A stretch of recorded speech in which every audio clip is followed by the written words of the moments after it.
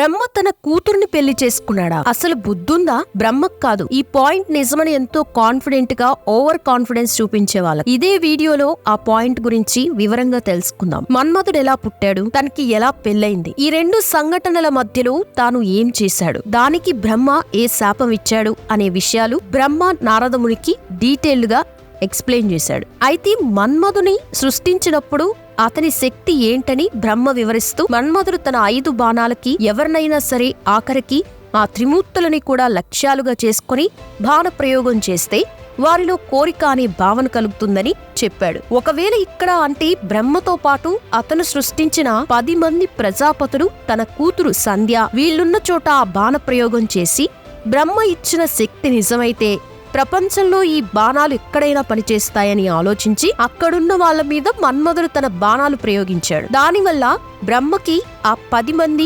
ప్రజాపతులకి సంధ్యకి వాళ్లపై కోరిక పుట్టింది. ఇది చాలా తప్పని గుర్తించి దీనికి కారణమైన మన్మధుడిని బ్రహ్మ శపించాడు. ఆ తర్వాత వాళ్ల మనసులో ఆ కోరికను శివుడి సాయంతో పోగొట్టుకున్నారు. అప్పుడు అందరూ వాళ్ళ లోకాలకు తిరిగి వెళ్లిపోయారు. మరి బ్రహ్మ సృష్టించిన సంధ్య పరిస్థితి ఏమైందని నారద మహర్షి వేసే ప్రశ్నకి బ్రహ్మ ఇచ్చే సమాధానంతో ఆవిడ కథ మనకి తెలుస్తుంది. ఇది శివపురాణంలో రుద్ర సంహిత సతీ ఖండంలో వివరించబడింది. ఇక బ్రహ్మ వివరించడం మొదలుపెట్టి, నేను సంధ్యను నా మనసు నుంచి సృష్టించాను, మన్మధుడు వేసిన బాణాల వల్ల నా మనసులో నా కూతురి పట్ల తప్పుడు ఆలోచనలు పుట్టాయి. సంధ్యతో పాటు 10 మంది ప్రజాపతులు కూడా మన్మధుడి బాణాలకి బాధితులయ్యారు. కానీ శివుడు జోక్యం చేసుకోవడంతో అటువంటి ఆలోచనలు వదిలిపెట్టడం సాధ్యమైంది. కాలం గడిచే కొద్దీ సంధ్య తపస్సు చేసి శరీరాన్ని వదిలేసి అరుంధతిగా మళ్లీ పుట్టి వశిష్ఠ మహర్షికి భార్య అయింది. అయితే మన్మధుడు వేసిన బాణాల వల్ల తన తండ్రి అన్నలు అంటే బ్రహ్మ 10 మంది ప్రజాపతులపై తనకు కూడా సెక్సువల్ డిజైర్ పుట్టింది కాబట్టి అది పాపంగా భావించి బాధపడింది. అప్పుడు దానికి కారణం మన్మధుడైనా కూడా మనసు తనది కాబట్టి ఆ తప్పు తనదిగా భావించి, ఇక ఏ శరీరమైతే ఆ తప్పు చేసిందో ఆ శరీరం ధర్మం పాటించడానికి పనికిరాదని చేసిన తప్పుకి శిక్షగా అగ్నిలో దూకి ఆత్మహత్య చేసుకోవాలనుకుంది. ఇక సంధ్య పుట్టిన కాసేపటికి ఆ తప్పు జరిగింది కాబట్టి భవిష్యత్తులో పుట్టే ఏ ఒక్కరికి కూడా జనన సమయంలో ఇలా కామ ప్రవర్తన కలగకూడదు అని అగ్నిలోకి దూకే ముందుగా దానికోసం కఠినమైన తపస్సు చేస్తాను అని నిర్ణయించుకుని చంద్రమాభాగా అనే నది ప్రవహించే పర్వతానికి వెళ్ళింది. ఆ విషయం తెలిసి బ్రహ్మ తన కొడుకుల్లో ఒక్కడైన వశిష్ఠుడిని పిలిచాడు. వశిష్ఠ, సంధ్య తపస్సు చేయాలనుకుంటోంది, నువ్వు దగ్గరే ఉండి ఆమెకి తపస్సు చేసే విధానం నేర్పించు. ఇప్పటికీ మన మీద ఏర్పడిన కామభావానికి ఆమె తప్పు చేసింది అనుకుంటుంది కాబట్టి తాను మనల్ని చూసి సిగ్గుపడకుండా నీ రూపాన్ని మార్చుకుని ఆమె దగ్గరికి వెళ్ళు అని చెప్పాడు. వశిష్ఠుడు బ్రహ్మ చెప్పిన ఆజ్ఞను పాటించాడు. ఇక అందమైన సరస్సు దగ్గరికి చేరుకుంటే సంధ్య అక్కడ ఒడ్డున కూర్చుని తపస్సు చేయడానికి సిద్ధమవుతోంది. సరస్సు చుట్టూ చంద్రమాభాగా పర్వతం నుంచి ప్రవహించే ఒక నది ఉంది. సంధ్య దగ్గరికి వశిష్ఠుడు వెళ్లి మర్యాదగా మాట్లాడుతూ, సంధ్య, ఈ తపస్సు చేయాల్సిన అవసరం నీకేంటని అడిగి విషయం తెలుసుకుని, నువ్వు చేయాలనుకునే తపస్సు చేసే విధానం నేర్పించడానికి నేనిక్కడికి వచ్చాను, నీ లక్ష్యాన్ని నెరవేర్చడానికి నేను సహాయం చేస్తానని చెప్పాడు. ఆ తర్వాత మనసులో శివుణ్ణి ధ్యానించి సంధ్యను ఉద్దేశించి ఇలా అన్నాడు, నువ్వు శివుడికి తపస్సు చేయటానికి సిద్ధంగా ఉండు, అతని అనుగ్రహం పొందడానికి పూజలు చెయ్యి. ఓం నమ శంకరాయ అనే ఓ మంత్రంతో తపస్సు మొదలవుతుంది. ఇక ఈ తపస్సులో భాగంగా నిశ్శబ్దంగా ఉండి స్నానం చేయాలి. అదే నిశ్శబ్దాన్ని కొనసాగిస్తూ శివుడిని పూజించాలి. ఇక ఆహారం విషయానికొస్తే కేవలం నీళ్లు తాగాలి. అది కూడా మొదటి 2 షష్టకాలాల్లో మాత్రమే తాగాలి. షష్టకాలం అంటే రోజులో 6వ వంతు. ఇక ఇంకా కరెక్ట్ గా చెప్పాలంటే 24 hours divided by 6 equal to 4 hours. ఇక 3వ షష్టకాలంలో పూర్తిగా ఉపవాసం ఉండాలి. ఈ విధంగా తపస్సు పూర్తయ్యే వరకు చేయాలి. ఇక తిండి గురించి చెప్పిన విషయాలు ప్రతి షష్టకాలం పూర్తయ్యే సమయానికి ఆ పనులు చేయాలి. దీన్ని మౌన తపస్సు అంటారు. ఇది బ్రహ్మచర్య జీవితానికి ఉండే ప్రయోజనాలు ఇస్తుంది.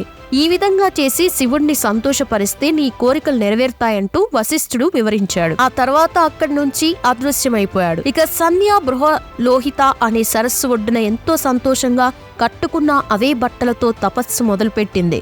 వశిష్ఠుడు నేర్పిన మంత్రంతో శివుడికి పూజలు చేసింది. అలా 4 యుగాలు గడిచాయి. గడిచిన ఈ కాలమంతటా తన మనసులో పూర్తిగా శివుడిపై దృష్టి పెడుతూనే ఉంది. ఇక తపస్సుతో సంతోషించిన శివుడు ఏ రూపమైతే సంధ్య మనసులో తలుచుకుంటూ ధ్యానించిందో అదే రూపంలో ఆవిడ ఎదుట ప్రత్యక్షమయ్యాడు. శివుణ్ణి చూసిన ఆనందంతో ఇప్పుడు నేనేమని చెప్పాలి, మిమ్మల్ని ఎలా స్తుతించాలి అని ఆందోళన పడుతూ కళ్ళు మూసుకుంది. అలా కళ్ళు మూసుకున్నప్పుడు శివుడు ఆవిడ మనసులో ప్రవేశించి దివ్య జ్ఞానం, దివ్య స్ఫూర్తి, దివ్య దృష్టి ఈ మూడింటిని ఇచ్చాడు. వాటితో ఆవిడ శివుణ్ణి స్తుతించింది. స్తుతించటం అంటే తెలియని వారికి ఒక చిన్న వివరణ. పురాణ ఇతిహాసాల్లో ఒక వ్యక్తి ఎవరినైనా మనసులో తలుచుకుని తపస్సు చేసినప్పుడు ఆ భగవత్ స్వరూపం ప్రత్యక్షమైతే తపస్సుకి ఫలితం దక్కిందని ఆనందంతో వాళ్ళ గుణాలు, వాళ్ళ గొప్పతనం, అప్పటి వరకు వారు చేసిన పనులు అన్నిటినీ ఒక్కసారి స్మరిస్తారు. ఎగ్జాంపుల్ కి విష్ణు ప్రత్యక్షమైతే విష్ణు సహస్రనామాలు చెప్తారు. అందులో ఇందాక చెప్పినట్లు గుణాలు, చేసిన పనులు, వారికున్న గొప్పతనం, ఘనత ఇలాంటివన్నీ ఉంటాయి. సో శివుడు ప్రత్యక్షమయ్యే సమయానికి సంధ్య ఒళ్ళు మొత్తం ఎండిపోయిన చెట్ల ఆకులు, జంతువుల చర్మాలతో నిండిపోయి తల నుంచి వెంట్రుకలన్నీ జడలు కట్టేసి ముఖం మంచు పూసిన తామర పువ్వులా కనిపించింది. అలాంటి స్థితిలో కూడా ఎంతో నిష్ఠగా తపస్సు చేసి ఎంతో అద్భుతంగా స్తుతించిందని శివుడు సంతోషించి, నీకే వరం కావాలో కోరుకో, నాకు ఎంతో సంతోషాన్ని కలిగించావు కాబట్టి నీకేది కావాలంటే అది ఇస్తానన్నాడు. దానికి సంధ్య చాలా ఆనందంతో ఎన్నోసార్లు నమస్కరించి, ఈ ప్రపంచంలో ఎవరూ కూడా పుట్టిన సమయంలో వారి మనస్సు కామంతో నిండిపోకూడదు, ఇది నా మొదటి కోరిక. ఇక నా రెండో కోరిక, ఈ 3 లోకాలలో ఏ మహిళ కూడా సాధించుకోలేనంత పేరు ప్రతిష్టల్ని నేను సాధించుకోవాలి. నా నుంచి పుట్టే ఏ జీవి అయినా వారి మనస్సు కామంతో నిండిపోకూడదు, పేరు ప్రతిష్టలు కోల్పోకూడదు. నాకు భర్త అవ్వాల్సిన వ్యక్తి స్వచ్ఛమైన మనసుతో నాకెంతో సన్నిహితుడుగా, అంటే బెస్ట్ ఫ్రెండ్ లా ఉండాలి. ఒకవేళ ఇతర వ్యక్తులు ఎవరైనా సరే నాపై కామవాంఛలతో నన్ను చూస్తే అతను ఒక మగతనాన్ని కోల్పోయి నపంసుకుడిగా మారాలి అని కోరుకుంది. ఈ మాటలకి శివుడు సంతోషించి, సంధ్య, ఇక నీ పాపం పూర్తిగా నశించింది. గతంలో నీపై నాకున్న కోపాన్ని ఇప్పుడు వదిలేస్తున్నాను. ఈ తపస్సుతో నువ్వు పవిత్రత పొందావు. నువ్వు కోరుకున్నవన్నీ నీకు పూర్తిగా అనుగ్రహిస్తాను. ఇక నుంచి పుట్టే ప్రతి జీవి మొదటి దశ శిశు వ్యవస్థ, రెండో దశ బాల్యం, మూడవ దశ యవ్వనం, నాలుగవ దశ వృద్ధాప్యం అనే విధంగా ఉంటుంది. జీవులు 3వ దశకి చేరుకున్నప్పుడు మాత్రమే వారిలో కామ ప్రవర్తన కలుగుతుంది. కొన్ని సందర్భాల్లో ఇది 2వ దశ చివరి దశలో వస్తుంది. కానీ నీ తపస్సుకి ఫలితంగా ఈ కొత్త నియమాన్ని విధిస్తున్నారు. పుట్టుక సమయంలో ఏ ఒక్కరికి కూడా కామపూరిత ఆలోచనలు, ప్రవర్తన రెండూ ఉండవు. ఇక్కడ శివుడు మనిషి మైండ్ సెట్ కుండే బేసిక్ సైకాలజీని వివరించాడు. ఈ 3 లోకాల్లో ఎవరూ పొందలేని పవిత్రత, అంటే కామం లేని ఆలోచనలు నీకు దక్కుతాయి. అలాగే నీ భర్త తప్ప నిన్ను కామంతో ఎవరు చూసినా వాళ్ళు వెంటనే నపంసకులుగా మారిపోతారు. నీ భర్త ఎంతో అదృష్టవంతుడు, తపస్సులో ఉత్తముడు, అందమైన వాడు. అతను నాతో కలిసి 7 కల్పాల వరకు జీవిస్తాడు. ఇలా నువ్వు కోరుకున్న వరాలన్నీ నీకిస్తున్నాను. అయితే నీ గత జన్మలో జరిగిన మరో సంఘటన గురించి నీకు చెప్పాలి. నువ్వు నీ శరీరాన్ని అగ్నిలో విడిచేస్తానని ఆ గత జన్మలో నిర్ణయించబడింది. ఇది దానికి సంబంధించిన విషయం. శివుడు చెప్పినట్లు సంధ్యకి గత జన్మ అంటే అది పూర్వకల్పముకి సంబంధించిన జన్మ. సింపుల్ గా చెప్పాలంటే ప్రీవియస్ టైం సైకిల్ కి సంబంధించిన జీవితం. మీదాదితి అనే మహర్షి 12 సంవత్సరాల పాటుగా చేస్తున్న యజ్ఞంలో ఉన్న అగ్నిగుండంలో మీ శరీరాన్ని వదిలేయాలి. చంద్రమ భాగ నది ఒడ్డున ఈ పర్వతం దగ్గర మీదాదిది మహర్షి తన ఆశ్రమంలో తపస్సు చేస్తున్నాడు. అక్కడున్న మహర్షులెవ్వరికీ తెలియకుండా ఆ ప్రదేశానికి నువ్వు చేరుకోవాలి. నా అనుగ్రహంతో నువ్వు అతనికి అగ్ని కన్యగా పునర్జన్మ పొందుతావు. అప్పుడు నువ్వు కోరుకున్న భర్తను నీ మనసులో ఆలోచిస్తూ అగ్నిలోకి ప్రవేశించు. నువ్వు చేసిన ఈ కఠిన తపస్సుకి 4 యుగాలు గడిచాయి. ఇప్పుడు 2వ మహాయుగంలో త్రేతాయుగం మొదలైంది. ఈ మధ్యలో జరిగిన విశేషాలన్నీ నీకిప్పుడు చెప్తాను, విను. దక్షుడు తనకి పుట్టిన కూతుళ్లలో 27 మందిని చంద్రుడికిచ్చి పెళ్లి చేశాడు. కానీ చంద్రుడు కేవలం రోహిణిని మాత్రమే ప్రత్యేకంగా ప్రేమించాడు. దాంతో దక్షుడు చంద్రుణ్ణి శపించాడు. ఈ శాప విమోచనం కోసం బ్రహ్మ చంద్రమభాగ అనే నదిని సృష్టించాడు. అప్పుడు మీదాదిది మహర్షి ఇక్కడికి చేరుకున్నాడు. తపస్సులో అతనికి సమానంగా గతంలో కానీ భవిష్యత్తులో కానీ ఎవరూ లేరు. అతనికిప్పుడు జ్యోతిష్ఠమ అనే మహాయజ్ఞాన్ని మొదలుపెట్టాడు. అందులో ఉన్న అగ్నిగుండంలో నీ శరీరాన్ని వదిలేయాలి. అప్పుడు నువ్వు పూర్తిగా పవిత్రంగా మారి నీ ఇతర కోరికలు కూడా నెరవేరుతాయని చెప్పి శివుడు అక్కడి నుంచి అదృశ్యమవుతాడు. ఇక శివుడు చెప్పినట్టే సంధ్య ఎవ్వరికీ తెలియకుండా యజ్ఞశాలలోకి ప్రవేశించింది. ఆ సమయంలో తపస్సు ఎలా చేయాలో నేర్పించిన బ్రాహ్మణుని ఆవిడ గుర్తు చేసుకుంది. అంటే మారువేషంలో వచ్చిన వశిష్ఠ మహర్షిని ఆవిడ తలుచుకుంది. ఇక సంధ్య శరీరం కాలినప్పుడు మామూలు శరీరంలా చెడ్డ వాసన రాలేదు. యజ్ఞంలో వేసిన అరణి చెక్కల సువాసనలొచ్చాయి. శివుడి ఆజ్ఞను పాటిస్తూ అగ్నిదేవుడు ఆమె శరీరాన్ని స్వచ్ఛమైన సూర్యమండలం వైపుగా పంపాడు. ఇక్కడ సనాతన ధర్మంలో రిచువల్స్ అనే టాపిక్ మీద బాగా ఇంట్రెస్ట్ ఉన్న వాళ్ళని ఆశ్చర్యపరిచే విషయం ఒకటి ఉంది. యజ్ఞాలు చేస్తున్నప్పుడు అగ్నిగుండంలో ఏది సమర్పించినా అది అగ్నికి ఆహుతైపోయి పొగ రూపంలో మారి గాల్లో కలిసిపోతాయి. ఒక విధంగా అది ఏ వస్తువైనా పంచభూతాల్లో ఒకటైన గాలిలో ఏకమైపోతాయి. అప్పుడు అది దేవతలకి అది అంతుంది అంటారు.